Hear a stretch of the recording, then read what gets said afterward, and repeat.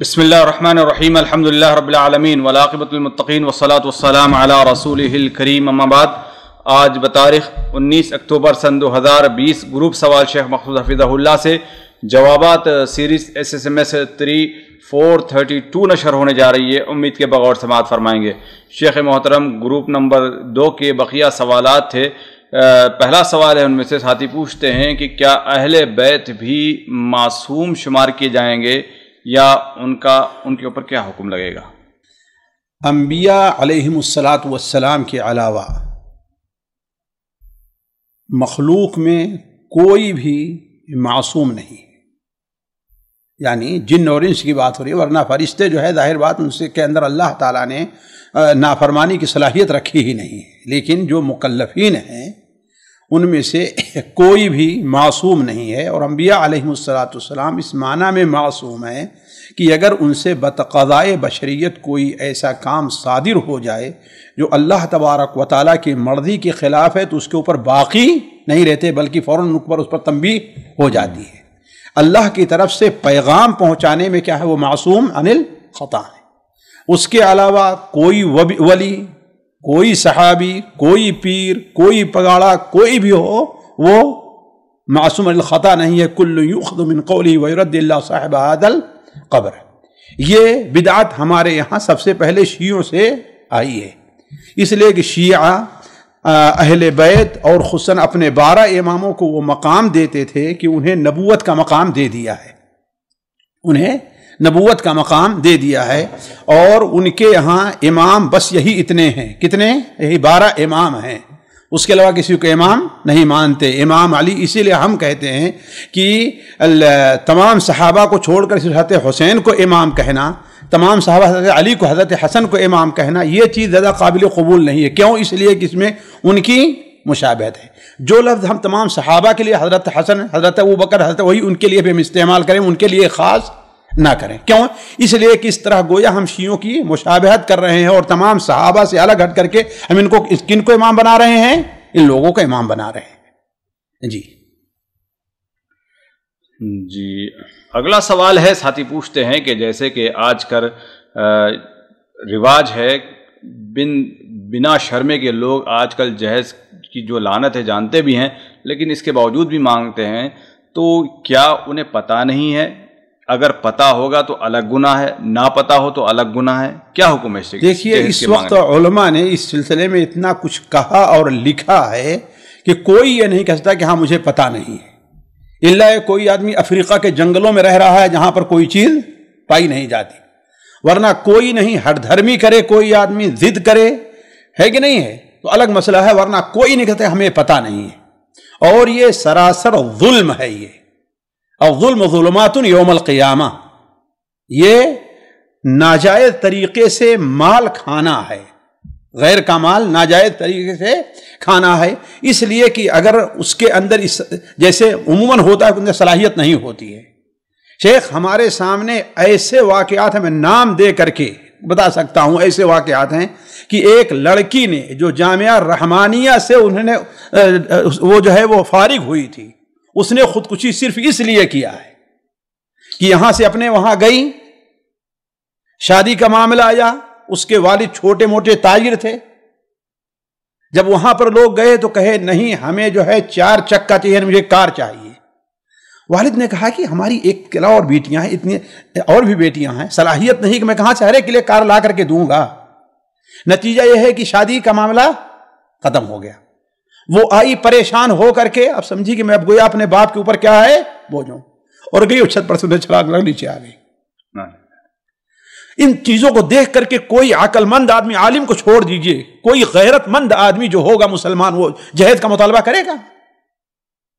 نعوذ باللہ من ذالک۔ تو یہ ہندوانہ رسم ہے، اولاً تو ہندوؤں کی مشابہت ہے، ثانیاً لڑکی اور اس کے والدین کے اوپر ظلم ہے، ثالثاً ایسی چیز کا مطالبہ ہے جس میں آپ کا کوئی حق نہیں ہے۔ یہ ایک حق ہو کہ آپ اس کا مطالبہ کیجئے، آپ کا کوئی حق نہیں بنتا ہے، نہ شرعاً آپ کا حق بنتا ہے، نہ آپ کا حق قانوناً بنتا ہے किसी भी तरीके से आपका हक नहीं जो आप मुतालबा कर रहे हैं। तो आज कोई दुनिया में नहीं कह सकता है मुसलमान हुसैन, हाँ भाई मुझे मालूम नहीं कि शादी जहेज लेना हराम है या नाजायज है। जी, यहाँ पर लोग दलील देते हैं शेख कि हमारा बच्चा डॉक्टर है, इंजीनियर है, इतनी पढ़ाई हमने मेहनत करके लगाई है, पैसा इतना लगाया है, उसका कुछ तो हिसाब किताब होना चाहिए। डाकू बनने के लिए लगाया है तुमने, भीख मांगने के लिए लगाया है तुमने, बेगैरत बनने के लिए तुमने लगाया है कि लड़की की कमाई खाए वो। डॉक्टर बनाया तो अपने बलबूते पर क्यों नहीं शादी करता है? उसे तो चाहिए कि हाँ मुझे कुछ नहीं चाहिए, अल्लाह ने मुझे हुनर दिया, मैं खुद गाड़ी खरीद लूंगा, मैं दूसरों को दस्ते नगर क्यों बनूं? तो डॉक्टर बनाया है आपने लोग जेब काटने के लिए, लोगों का माल हड़प करने के लिए डॉक्टर बनाया है। यानी उनकी ये दलील बेजा है। उनकी दलील बेजा नहीं बल्कि एक जालिमाना दलील है, जिसे कहते हैं दलील है ही नहीं, ये बेवकूफी की बात है ये। जी। यहाँ पर यह सवाल पैदा होता है शेख, अगर कोई इस तरीके से अगर ले तो उसकी कमाई का क्या होगा आगे? मिसाल के तौर पर बाद लोग दुकान जहेज में ले लेते हैं, बाद लोग गाड़ी जहेज में ले लेते हैं, तो अब उसी गाड़ी से वो कमाई करते हैं, उसी दुकान से वो कमाई करते हैं। बात तो यानी पूरे मेडिकल की पूरी फीस ले लेते हैं जहेज के नाम पे, नौज़ुबिल्लाह मिन ज़ालिक। अल्लाह हमारी कौम के ऊपर रहम करे। जाहिर बात ये सारी चीज़ें जो है नाजायज़ है। अगर उस गाड़ी को इसलिए ले रहा है कि हाँ हमें कमाई पर लगाना है, जाहिर बात ये कमाई जो है नाजायज़ और हराम होगी। अलबत्ता दुकान का जहाँ तक मामला है उसमें जो सामान ला कर रखेगा उसके ऊपर हुक्म लगेगा, है कि नहीं? उसके ऊपर दुकान को लेने का वो गुनाह है, लेकिन इस कमाई का उसका ताल्लुक नहीं होगा। लेकिन अगर गाड़ी जो ले रहा है उसी को लगा रहा है कमाई के ऊपर, जाहिर बात ये चीज नाजायज और हराम है। वो ये जहेज लेने का गुनाह है, कितना बड़ा है गुनाह है? ये जिना करने से भी बड़ा है या उससे छोटा है? अब देखिए, अब ये लगाना, हुक्म लगाना ये अलग मसला है, लेकिन यह है कि वो हालात के ऊपर होता जाएगा, हालात के ऊपर होता जाएगा। कभी बहुत बड़ा जुल्म तो है, इसमें कोई शक नहीं है, मुतालबा करना ये जुल्म है, लेकिन इस जुल्म के अंदर शिद्दत बढ़ती जाएगी वो उसके हालात और मजबूरी के पेश नजर। अब एक बाप है बेचारा, अब ये सोचता है कि नहीं तो मेरी बेटी जो है कल कहीं चली जाएगी, ये हो जाएगा, मैं क्या करूं, कुछ नहीं कर सकता है। जाहिर बात है ये तो जो है एक गरीब और मजबूर की मजबूरी से फायदा लूटना है। तो जाहिर बात है ये तो है हराम, कभी गुनाह कबीरा है अगर ऐसा मामला है तो। लेकिन एक ही अब क्या है, गुनाह कबीरा में दर्जात जानते हैं। कोई भी गुनाह होता है, किसी को गाली देना है, किसी को बुरा भला कहना है, सामने वाले और हालात के पेश नजर उसकी कबाहत बढ़ती रहती है। मगर जो लोग जहेज लेते हैं उनको कोई बुरा नहीं समझता, ये भी कोई बुराई है? बुरा ना समझना भी बुराई है, बहुत बड़ी बुराई है। हमारी कौम तबाही के रास्ते पर इसीलिए तो है ना। बस खुशी से सब लोग जाते हैं, दावत में मुबारकबादी देते हैं दूल्हे को, भले से चाहे वो कुछ ले रहा हो, माँ बाप को भी कि इतनी अच्छी पार्टी मिल गई आपको माशाल्लाह से, अल्लाह मुबारकबादी दे रहे हैं। तो अल्लाह ऐसे लोग तो जो है रोड पे खड़े करके जूते मारना चाहिए उनको, जो है गुनाह के काम में तुम मुबारकबादी दे रहे हो। एक चोर चोरी करे उसको मुबारकबादी दे रहे हो, एक आदमी डाका डाले उसे मुबारकबादी दे रहे हो तुम जहेज लेने पर कि वहां इतना अच्छा खानदान मिल गया तुमको, इतना जहेज मिल गया है तुमको। यानी ये शक्ल भी बहुत ही खबी है। बिल्कुल कोई अच्छा समझना कि चलो इनको अच्छे मालदार लोग मिल गए हैं और अच्छा जहेज मिल गया है, अच्छी गाड़ी मिल गई है, ये सब कुछ मिल गया है, इसका मतलब ये सोचना भी गलत है। बिल्कुल सोचना गलत है, लेकिन देखिए उसमें जो है हक यह है कि उसमें ये देखा जाएगा, बुरा सब कुछ है, लेकिन यह है कि वो जहेज किससे लिया जा रहा है, कमजोर से, औसत दर्जे के या बड़े मालदार से, उसके लिहाज से क्या उसमें वो अपनी खुशी से दे रहा है, या एक कि वो ये सोच के दे रहा है अगर नहीं देंगे तो कल मेरी बेटी को घर में ताने जाकर के मिलेंगे, है ना, इसलिए दे रहा है, या इसलिए दे रहा है कि कोई उसे लड़की के लिए कोई लड़का मिल ही नहीं रहा, इसी शर्त के ऊपर दही बतहरे के गुनाह क्या है अलग अलग होता जाएगा, कबाहत बढ़ती जाएगी। लड़की को ताना देना भी गुनाह में शामिल हो जाए। मिसाल के तौर पे कोई लड़का दे दे कि तुम्हारे माँ बाप ने कुछ नहीं दिया, ये आदत में आएंगे या ये भी गुनाह में आएंगे? तान करना ये तो ऐसे भी नाजायज हराम गुनाह कबीरा है, ये तो वैसे भी गुनाह कबीरा। हत्ता कि शरीयत ने तो इसकी भी आयत नहीं दी है कि अगर वो आपके अंदर कोई बुराई समझता देखता है, आपको अगर वो ऐब लगाता है तो उल्टे उसकी बुराई पर आप ऐब लगाएं, शरीयत उसको भी जायज नहीं करार देती। शरीयत उसको भी अच्छे जाए कि किसी की मजबूरी और उससे फायदा उठा करके उसको जो है ताने दिए जाएं। अभी तस्वीर का दूसरा रुख यहां पर आता है कि चले आप मांगने वाला तो मांग लिया, देने वाले की क्या अब गुनाह होगा उसको या नहीं? भाई देखिए उसकी हालत के ऊपर होगा, लोन लेकर भी दे देते हैं, उसकी हालत के ऊपर होगा। اس کی حالت کے اوپر ہوگا کہ لینا دینا جائز کیا. بسا اوقات بعض لوگ ہوتے ہیں کہ شادی ہو ہی نہیں رہی ہے جی ہے کہ نہیں. اب ظاہر بات لڑکیوں کو گھر میں تو بیٹھائے رکھ نہیں سکتے ہیں. ہر آدمی دین تقوی استقامت اس طرح کبھی نہیں رہا کرتا ہے. تو اس کے لحاظ سے اگر وہ خوشی خوشی دے رہا ہے ظاہر بات اس جرم کے اندر شریک ہو رہا ہے نا. نہیں تو خوشی سے دینا تو جائز نہیں ہے بھائی. میں کہہ رہا ہوں کہ اولا تو ہندو ان کی مشابہت ہے, خوشی دینا جائز نہیں ہے. یعنی اگر لڑکے والے مطالبہ نہ کریں, لڑکی والے اپنے طرف سے کچھ دے دیتے ہیں. بھائی دیکھ کچھ اور چیز ہے, آپ یہاں کچھ کہہ رہے ہیں نا, اور وہاں کیا ہے جہیز کار مانگی جا رہی ہے اور کچھ کا معاملہ الگ ہوتا ہے. اگر باپ جو ہے اگر اپنی بیٹی کو یہ سمجھتا ہے کہ وہ اس کی ضرورت ہے, وہ گھر والے کیا ہے وہ پریشان ہیں, گھر والے کمزور ہیں, اگر ان کی ضرورت کے پیش نظر اگر کوئی چیز اسے دیتا ہے تو یہ چیز شریعت کے طور پر تو ناجائز نہیں ہوگی جی. اس لیے حدیت. لیکن یہ ہے کہ معاشرتی طور پر جو ایک بہت بڑی خرابی نازل آ رہی ہے, لازم آ رہی ہے, دوسرے لوگ اس کے لیے کو بہانہ بنائیں گے, ظاہر بات اس کو منع کیا جائے گا. جی اگلا سوال ہے, ساتھی پوچھتے ہیں کہ ہمارے پاس مسجد میں ہم دو لوگ دیکھتے ہیں کہ سلام پھیرنے کے بعد فوری اپنے ماتھے پر ہتھیلی رکھ کر کچھ پڑھتے ہیں, یہ عمل کہاں تک درست ہے شیخ؟ یہ عمل بدعت ہے. اللہ کے رسول صلی اللہ علیہ وسلم سے, صحابی سے یہ عمل وارد نہیں ہے. اس سلسلے میں بعض حدیثیں ہیں جو بعض اذکار کی کتابوں میں, جیسے ابن سنی کے عمل الیوم واللیلہ ہے, کہ اللہ کے رسول صلی اللہ علیہ وسلم جب نماز پڑھتے تو اپنا ہاتھ اپنی پیشانی پہ رکھتے اور کہتے لا الہ الا اللہ الرحمن الرحیم اللہم اذہب عنی الحزن والہم. تو لیکن یہ حدیث سخت ضعیف اور موضوع کے قریب ہے, علامہ البانی نے اسے سخت ضعیف قرار دیا ہے. ظاہر بات ہے کوئی چیز سنت اور استحباب کے لیے ضروری ہے کہ اس کا ثبوت ہو. اگر کم درجے کے بھی حدیث ہوتی, اس کی مؤیدات کچھ ہوتی اور بعض صحابہ وغیرہ سے اس کے عمل کی تائید ہوئی, تب تو کہا تھا بھائی یہ مستحبات میں ہے, دعا ہے. لیکن جب وہ حدیث سخت ضعیف ہوئی اور صحابی وغیرہ اس کے خلاف اس پر عمل بھی نہیں ہے اور لوگ اس کا اس قدر اہتمام کریں, تو ظاہر بات یہ چیز بدعت میں داخل ہو. اگلا سوال ہے, ساتھی تفصیل کے ساتھ ایک سوال لکھتے ہیں. ساتھی کہتے ہیں کہ شیخ محترم, ہمارے نانا دادا اور جتنے بھی بڑے لوگ تھے وہ بالکل سیدھے سادے گاؤں کے رہنے والے تھے. بس وہ توحید کے پکے, کتاب و سنت کے پکے تھے, نماز کے پابند تھے. اللہ تعالیٰ کا خوف اتنا زیادہ تھا کہ کبھی وہ لوگ نماز نہیں چھوڑتے تھے. لیکن آج کے ہمارے دور میں, اس دور میں ہم لوگ ایسے لگتا ہے کہ پڑھائی میں انٹرنیٹ کے زمانے میں ان سے زیادہ آگے ہیں. ہمیں ارکان بھی معلوم ہیں, قسمیں بھی معلوم ہیں, شروط بھی معلوم ہے, سب کچھ معلوم ہے.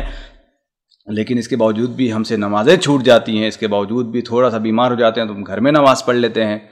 تو کیا چیز ان کے پاس تھی کہ اتنا خوف الہی ان کے پاس موجود تھا, اور وہ کس چیز کی کمی ہے جس کی وجہ سے آج ہماری یہ حالت ہے؟ اس کا جواب اگر ایک الفاظ میں سننا چاہیں تو علم کی کمی ہے. ایک لفظ میں سننا چاہیں تو کیا ہے, وہ علم کی کمی ہے. وہ علم جس کا شریعت مطالبہ کرتی ہے.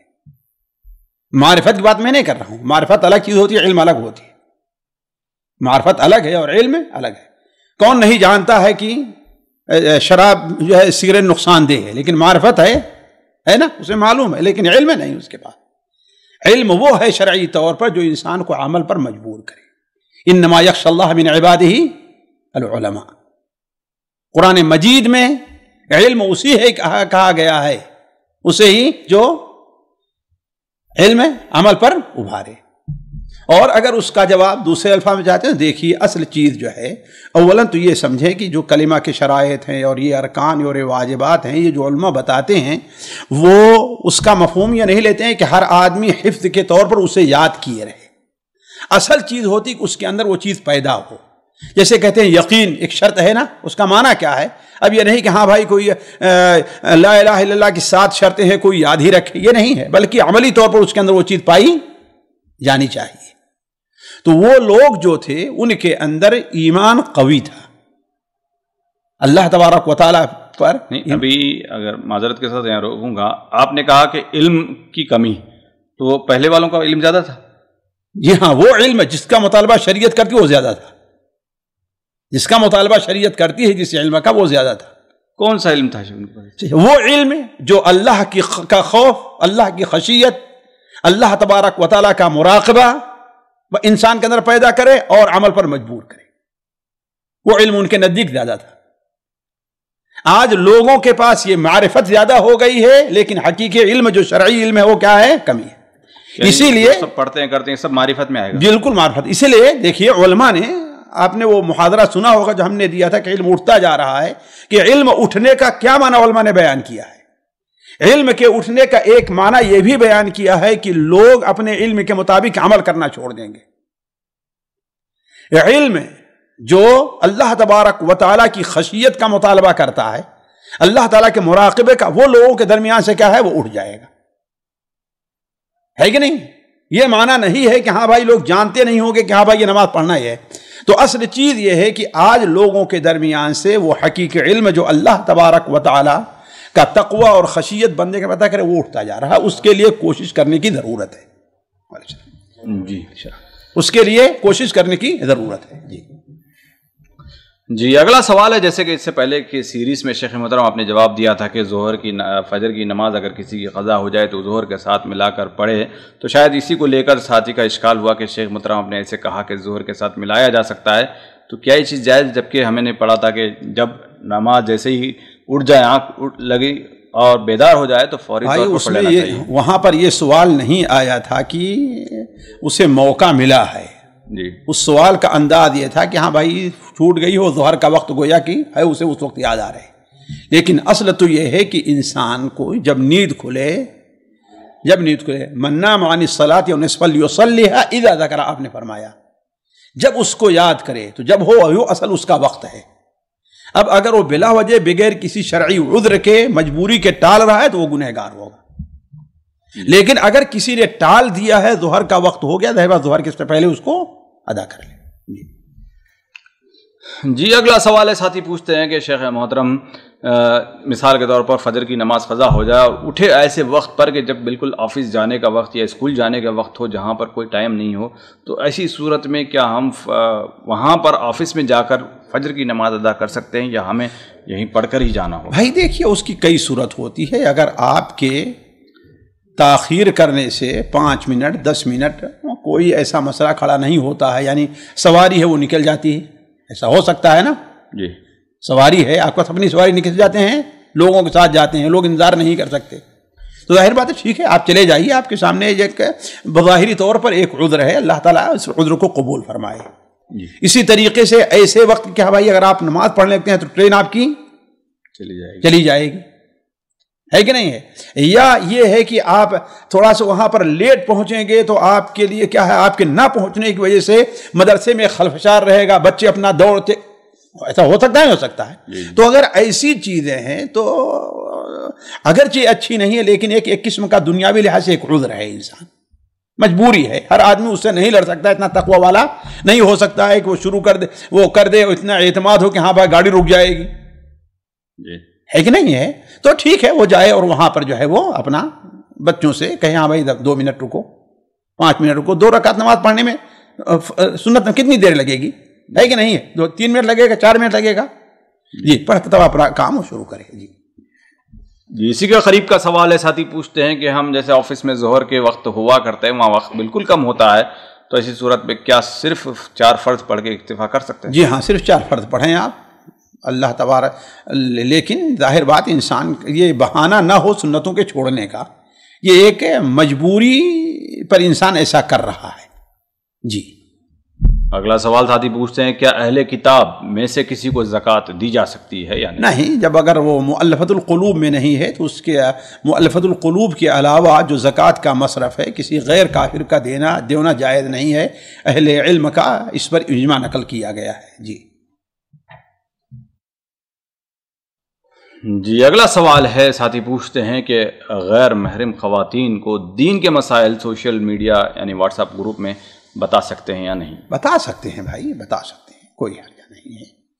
جی اگلا سوال ساتھی پوچھتے ہیں کہ نماز جنازہ میں دعائے ثنا پڑھنا کیسا ہے؟ دیکھیے نبی کریم صلی اللہ علیہ وسلم سے نماز جنازہ کا جو طریقہ صحابہ کرام نے نقل کیا ہے، ان میں سے کسی نے بھی دعائے ثنا کا ذکر نہیں کیا ہے.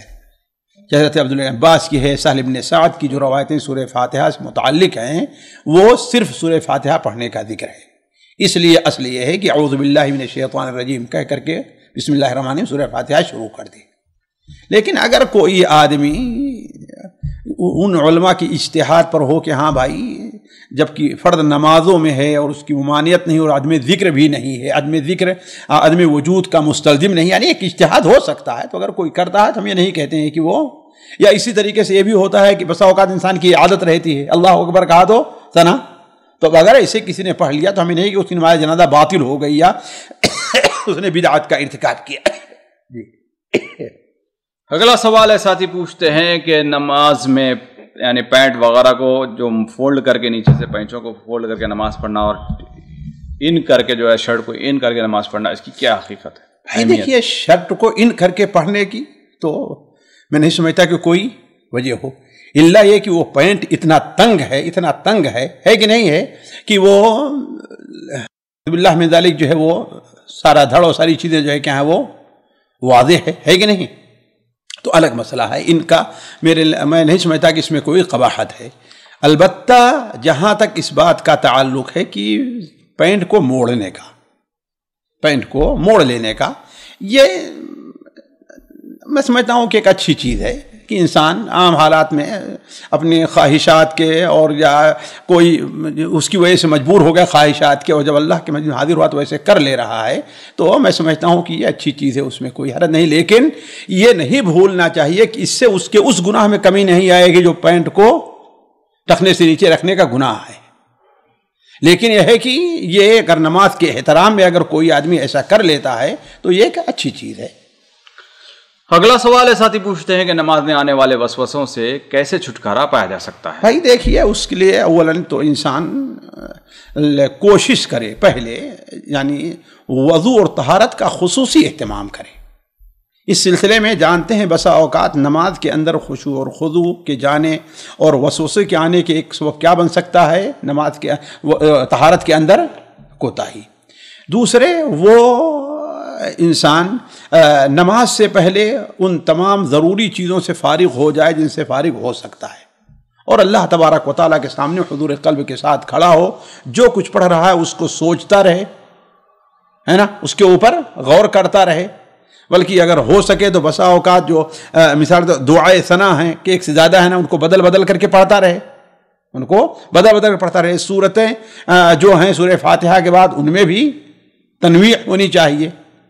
پھر اس کے بعد جب انسان مغلوب ہو جائے تو اس کے لیے اللہ کے رسول صلی اللہ علیہ وسلم نے جو نسخہ بتایا ہے وہ یہ کہ نماز ہی میں بائیں طرف اعوذ باللہ من الشیطان الرجیم پڑھ لے. جی اگلا سوال ہے، ساتھی پوچھتے ہیں کہ دن میں 100 مرتبہ توبہ کرنا چاہیے، اس کا طریقہ کار کیا ہوگا؟ رب اغفر لی یا استغفر اللہ، یا کن الفاظ سے کیا جا سکتا ہے؟ جی ہاں، یہی ہے، دل میں رکھ کر کے انسان استغفر اللہ استغفر اللہ استغفر اللہ، صرف استغفر اللہ ہی کافی ہے. یا استغفرک ربی من کل ذنب واتوب الیک، استغفرک ربی من کل ذنب واتوب الیک. اور سب سے بہتر جو استغفار کا صیغہ ہے سید الاستغفار کے بعد وہ ہے استغفر اللہ الذی لا الہ الا هو الحی القیوم واتوب الیہ. جی اگلا سوال ہے، ساتھی پوچھتے ہیں کہ ہمارے کچھ ساتھی کا کمپنی میں اپنا پیسہ لگا رہے ہیں، جس میں کچھ پیسہ لگانے پر کچھ فائدہ دیا جا سکتا ہے، دیا جا رہا ہے، لیکن یہاں پر ایک چیز اہم ہے کہ اس میں پتہ نہیں چل رہا ہے کہ اس کمپنی کا کاروبار حلال ہے یا حرام ہے، تو پیسہ لگانا کیسا ہے؟ ظاہر بات ہے ناجائز ہے. جب تک معلوم نہ ہو جائے کہ حلال ہے، ان کے پاس کوئی شرعی کمیٹی ہو یا کسی معتبر عالم کا، جسے عالم، میں خطیب اور جذباتی لوگوں کی بات نہیں کرتا، اس طریقے سے بہت سے لوگ دھوکے رہے ابھی ماضی قریب کے اندر، ہے نا، کبار علماء جو ہوتے ہیں، ہے نا، بعض علماء نے سکوت اختیار کیا تو اس کو لوگوں نے ان کی تائید سمجھا. جیسے ڈاکٹر فضل الرحمان صاحب نے کہا ہے اس کے بارے میں سکوت اختیار کیا تو کیا سمجھا کہ ہاں وہ کہہ رہے ہیں کہ تائید میں اس کو نقل کرنا شروع کر دیا لوگوں نے، ہے کہ نہیں ہے؟ تو اگر معتبر علماء میں سے جب تک کوئی اس کی کا تزکیہ نہیں کرتا ہے اس میں پیسہ قطعاً لگانا جائز نہیں ہے. اگلا سوال ساتھی پوچھتے ہیں کہ شیخ محترم تہجد کی نماز بلند آواز سے پڑھی جا سکتی ہے یا نہیں، یا پست آواز میں پڑھنا ہی چاہیے؟ پڑھی جا سکتی ہے، حضرت عبداللہ ابن عباس کی شاید روایت ہے صحیح بخاری میں، یعنی کتب ستہ میں سے کسی میں ہے کہ آپ صلی اللہ علیہ وسلم کبھی بلند آواز سے پڑھتے تھے اور کبھی آہستہ آواز سے پڑھتے تھے. اور وہ قصہ بڑا مشہور ہے، سنن وغیرہ میں آپ لوگوں نے پڑھا ہوگا کہ یا کہ مسند احمد میں حضرت اللہ کے رسول ایک بار رات کو نکلے حضرت ابو بکر کے پاس سے تو وہ آہستہ پڑھ رہے تھے، حضرت عمر کے پاس سے تو وہ بلند آواز سے. تو حضرت ابو بکر سے پوچھا تو کہا اے اللہ تعالیٰ، میں اللہ تعالیٰ سے مناجات کر رہا تھا. وہ حضرت عمر سے کہا کہ میں شیطان کو اور جو لوگ سوئے ہوئے ان کو جگا رہا تھا، ہے نا. تو آپ نے حضرت ابو بکر سے کہا کہ تھوڑی سی اور آواز سے پڑھو، اور حضرت عمر سے کہا تھوڑی اپنی آواز تم پست کرو. تو ایسی آواز جس کی وجہ سے لوگوں کو نماز وغیرہ یا سونے وغیرہ میں خلل واقع نہ ہو، بلند آواز سے پڑھی جا سکتی. جی اگلا سوال ساتھی پوچھتے ہیں کہ ہمارے پاس یہاں پر ایک گوہر شاہی کے نام سے کچھ ماننے والے لوگ ہیں، ان کے بارے میں کیا ہے ان کی خصوصیت؟ یہ ایک شرکی کا امور کا ارتکاب کرنے والا اعلان، کفریات کا ارتکاب کرنے والا ایک بدعتی فرقہ ہے، صوفیوں کا ہے، جس نے بہت سی چیزیں اپنا شیعیت سے لی، بریلویت سے لی اور تصوف سے لی، اور اس کی وجہ سے یہ پھیل رہا ہے. یہ اور بدقسمتی سے اگر آپ اس کی ابتدا دیکھیں تو اس کی ابتدا بھی ایک بدماش اور چور ڈاکو سے ہے، جو کشمیر کا رہنے والا تھا. گوہر شاہ کشمیر کا رہنے والا تھا، وہ کچھ پتہ نہیں خیانت کیا یا اپنا کیا کیا ایسے، پھر اس کے بعد وہاں سے بھاگا. کچھ دن راول پنڈی میں رہا، جب دیکھا انگریزوں کی حکومت وہاں پکڑ جانے خوف ہوا تو کہیں جا کر کے وہاں پر جنگل میں اپنا ڈیرا ڈال لیا.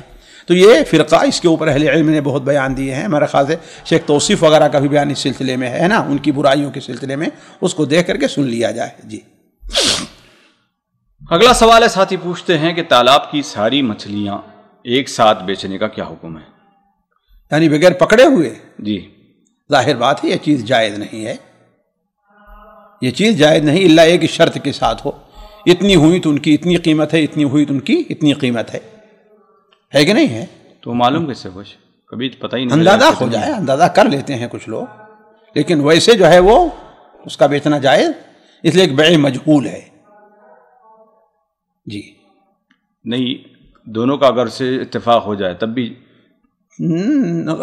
دونوں کا اتفاق ہو جائے کہ ہاں بھائی، پھر بھی جائز نہیں ہے. مثال کے طور پر تفصیل اس میں رکھی جائے کہ 1 سال پہلے ہم نے اس میں 1000 مچھلیاں چھوڑی تھی، جی اب واللہ عالم کتنی ہے نہیں پہ بے ہے. نہیں یہ نہیں ہے، اس لیے کہ سال بھر میں کتنی مچھلیاں پیدا ہو گئی ہوں گی اور کتنی مر گئی ہوں گی. تو دونوں کو پتہ ہے نا شیخ، کیا پتہ ہے کتنی پیدا ہوئی ہیں؟ ایک اندازہ جو رہتا ہے. تو نہیں جائز نہیں ہے. تو ابھی آپ نے کہا کہ شرط پہ جائز. شرط کیا ہے بھائی؟ یعنی اگر اتنے کلو مچھلی 1 ٹن نکلی تو اس کی قیمت یہ لگے گی، 2 ٹن ہے 50 ہے تو اس کی قیمت یہ لگے گی. تو اس طریقے سے تو ٹھیک ہے. تو کب تک ٹن نکلتے رہیں گے، کب تک کب کاروبار کب ہوگا؟ وہ تو وہی اندازہ ہی ہو جائے گا. وہ بھائی وہ تو ظاہر بات پورے سال بھر کے لیے لے رہا ہے یا کیا کر رہا ہے؟ وہ ہمیشہ کے لیے لے رہا ہے، پورا خرید رہا ہے پوری طریقے سے. یعنی تالاب ہی خرید لے رہا ہے جی، کہ صرف مچھلیاں خرید رہا ہے؟ تالاب ہی خرید رہا ہے پوری. تالاب خرید، چاہے جو خرید لے، پورا تالاب ہی خرید لے، اس میں کیا ہے؟ اس کی کون سی بات ہے؟ آپ یہاں تو مچھلیوں کی بات، مچھلیاں بیچنے کی بات کر رہے ہیں، آپ تالاب کی بات نہیں کر رہے ہیں، مچھلیاں بیچنے کی بات کر رہے ہیں. ظاہر بات مچھلیاں کتنی ہیں، کیا ہیں، یہ بیع مجہول ہے نا.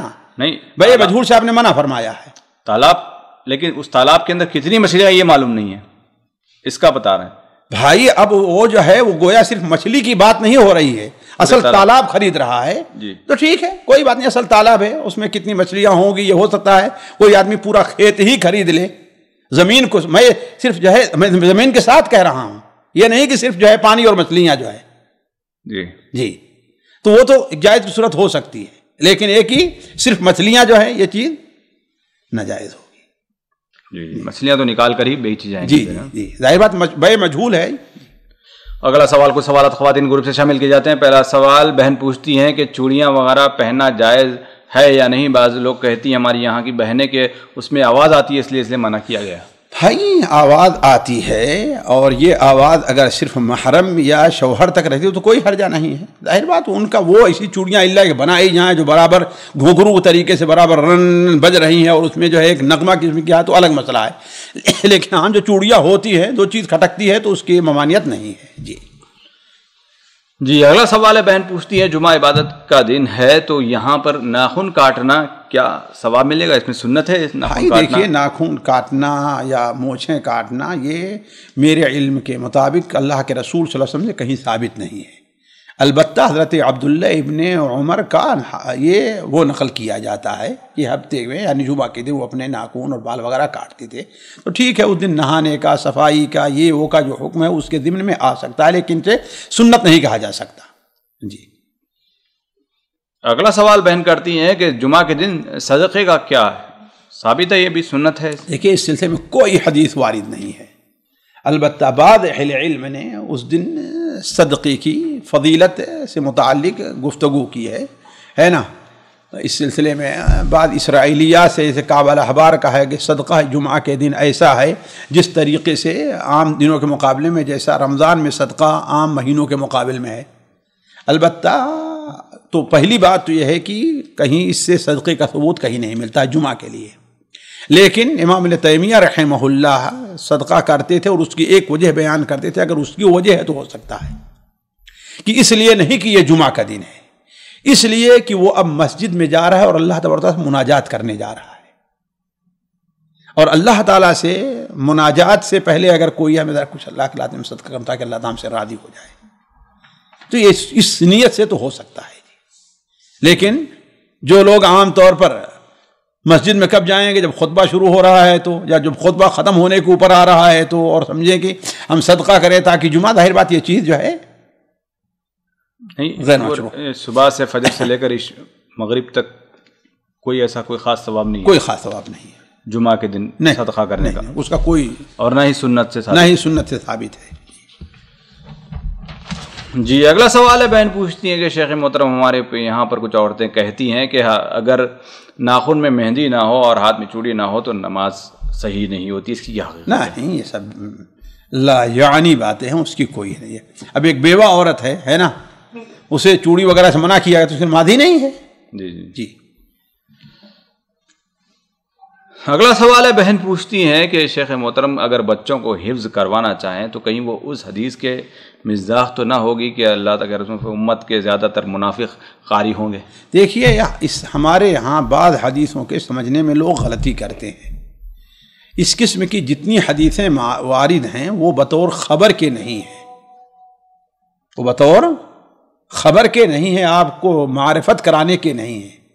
وہ حدیثیں بطور تحذیر کے ہیں کہ ایسے لوگوں میں ہونے سے تم اپنے آپ کو بچاتے رہنا، تم ایسے لوگوں کے اندر نہ ہو جاؤ، ہے کہ نہیں. جیسے آپ نے فرمایا کہ میری امت اتنے فرقوں میں بٹے گی، تو اس کا یہ مطلب نہیں کہ ہم ارے اب اللہ کو بتاتے لہذا کیا ہے، نہیں. آپ اس فرقہ بندی سے حتی الامکان بچنے کی کوشش کیجیے. ارے بات سمجھنا، آپ نے بیان فرمایا قیامت کی نشانیوں میں سے یہ ہے کہ قطع رحمی کی جائے گی، تو اس کا یہ مطلب نہیں کہ انسان اگر قطع رحمی کیے ہوئے تو کہہ رہے بھائی جب قیامت کی نشانی ہے ہی تو ہم کیا کریں، نہیں. اس کا مطلب یہ ہے کہ تم اپنے آپ کو حتی الامکان اس سے بچائے گا. جی اگلا سوال ہے، بہن پوچھتی ہیں کیا حید والی عورت مردہ عورت کو غسل دے سکتی ہے یا نہیں؟ کوئی حرجہ نہیں، کوئی حرجہ نہیں، ممانعت کی کوئی دلیل نہیں ہے. جی اگلا سوال بہن پوچھتی ہیں کہ ہماری دینی بہن کا سوال ہے کہ وہ استنبول سے امریکہ آ رہی تھی، نماز ظہر عصر ملا کر ایئرپورٹ پر ہی ادا کر لیا، 3 بجے ڈپارچر ہوا، اس کے بعد سے مسلسل امریکہ تک دن ہی چلتا رہا، یعنی سورج کی روشنی برابر قائم رہی، یعنی کہ بہن کا سفر سورج کے ساتھ ساتھ چلتا رہا. اب سوال یہ ہے کہ اس حالات میں بہن نے 10 گھنٹے کا سفر کر کے امریکہ پہنچی، یہاں امریکہ میں مغرب کا وقت تھا. اب آپ سے گزارش ہے کہ نمازوں کی ادائیگی کیا ترتیب رہے گی، 10 گھنٹوں کی نمازوں کا حساب کیسے لگائیں گے؟ کچھ نہیں، ظاہر بات ہے وہ دن میں سفر کی اور ظہر اور عصر کی پڑھ لی ہے، تو اب امریکہ میں جا کر کے مغرب اور عشاء اس کا اہتمام کرے، ہے کہ نہیں ہے. اس کا یہ نہیں، اگر 24 گھنٹے چلتے رہتے تب تو ایک بات رہتی، اندازہ لگایا جاتا ہے نا، لیکن یہاں 24 گھنٹے نہیں ہے. 24 گھنٹے میں دن اور رات دونوں شامل ہیں. جی تو دن کی نماز دن کے لحاظ سے اور رات کی نماز رات کے لحاظ سے پڑھی جائے گی. جی یہاں پر بھلے سے عصر اور مغرب میں کافی وقت ہو چکا ہے، اس میں کوئی فرق نہیں پڑتا. جی جی اگلا سوال ہے، بہن پوچھتی ہیں کہ دلہن کے گلے میں یا کسی بھی عورت کے گلے میں وغیرہ یا سر پر پھول ڈالنے کا کیا حکم ہے؟ بھائی دیکھیے، اگر اس کے پیچھے کوئی غلط عقیدہ کام نہ کر رہا ہو اور یہ کسی غیر قوم کا شعار نہ ہو تو عادات میں ہے، کوئی حرج نہیں ہے کہ نہیں ہے؟ لیکن اس کے ساتھ ساتھ شرط یہ ہے کہ یہ ساری چیز جو ہے وہ محرم یا شوہر کے سامنے ہو، نہ یہ کہ غیر محرموں کے سامنے بھی ایسا اس کو کیا جائے۔ جی اگلا سوال ہے، بہن پوچھتی ہیں کہ اگر کوئی کہے کہ تمہیں قسم ہے کہ یہ بات مان لو، تو اس طریقے کا بولنا یہ قسم میں شمار ہوگا یا نہیں ہوگا؟ بھائی دیکھیے، تمہیں قسم ہے، کسی کو قسم نہ دلائی جائے، اور یہ قسم میں واقع یہ چیز ظاہر نہیں ہوگی کہ ہاں بھائی اس سے جو ہے کسی کو قسم ہو جائے گی۔ نہیں، میرے خیال سے خود وہ اس کی قسم، تمہیں قسم ہے مطلب میری طرف سے قسم ہے، میں نہیں قبول کرتا۔ نہیں، بعض لوگ کہتے ہیں نا کہ قسم کھا کر کہہ رہا ہوں یہ بات، اس کہنے کے بجائے نہیں، فرق ہے شیخ۔ دیکھیے، تمہیں قسم ہے اور میں قسم کھا رہا ہوں کہ یہ کام کرو تم، ہے کہ نہیں؟ اللہ کی قسم ہمارے گھر میں آؤ تم، جیسے دروازے پر ہے، ارے میں قسم کھا رہا ہوں کہ تم اندر آ جاؤ، جیسے ہوتا ہی نہیں ہوتا ہے۔ جی، تو دونوں میں فرق ہے۔ اگر یہ ہے کہ اسے قسم دلا رہے ہیں تو گویا اس پر زور دے رہے ہیں، وہ قبول کرے تب تو ٹھیک قسم مانا ہوگا، اور اگر قبول نہیں کرتا ہے تو قسم نہیں ہوگا۔ اور اگر یہ جو صورت ہے، اس صورت میں یہ ہے کہ خود قسم کھا رہا ہے آپ زور دینے کے لیے تاکہ آپ اس کے گھر میں آئیں، اس کو ساتھ لے چلیں، اس کے ساتھ یہ مہربانی، یعنی کوئی بھی صورت ہو سکتی ہے، تو اس صورت میں یہ ہوگی یہ قسم کھا رہا ہے تو اللہ کے رسول صلی اللہ علیہ وسلم کی حدیث صحیح بخاری میں ہے، شاید حضرت براء ابن عازب کی، کہ آپ صلی اللہ علیہ وسلم نے جن 4-7 باتوں پر وہ ان سے بیعت لی تھی، ان میں یہ تھا کہ ابرار المقسم، قسم کھانے والے کی قسم کو پورا کرو۔ تو اگر اس کا کوئی اپنا ضرر نہیں ہے، یعنی اس کی وجہ سے اس کا ضرر لاحق ہو رہا ہے، تو غلطی اس کی ہے، یہ اپنے قسم کا فرا ادا کرے گا۔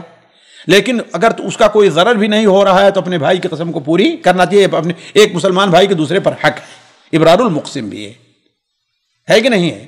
لیکن یہ ہے کہ اگر اس سے اس کا کوئی ضرر لاحق ہو رہا ہے، وہ ہے تو غلطی کس کی ہے؟ اس کی ہے، یہ اس کا کفارہ بھرے۔ اگر وہ نہیں پورا وہ کام کرتا ہے جس کے لیے تم نے قسم کھائی ہے تو آپ کو قسم کا کفارہ ادا کرنا ہوگا۔